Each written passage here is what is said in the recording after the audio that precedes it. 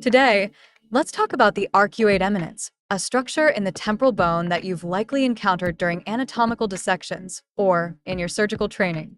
Now, while the arcuate eminence is traditionally considered a landmark for the superior semicircular canal, its relationship with the canal isn't as reliable as you might think.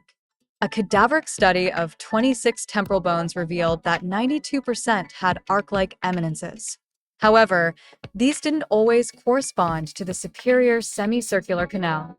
Interestingly, some of these eminences were actually linked to sulci of the temporal lobe, with the majority being traces of the occipitotemporal sulcus rather than the canal itself. So, why does this matter? Well, if you're using the arcuate eminence as a surgical landmark, relying on it alone could lead you off track. To improve accuracy, it's advisable to use additional anatomical landmarks. One reliable reference point is the porus acusticus, which offers a more consistent guide to the superior semicircular canal. Combining the arcuate eminence with the porus acusticus and other key landmarks during surgery enhances precision and reduces the risk of complications. Thanks for tuning in. Keep exploring and mastering the complexities of temporal bone anatomy.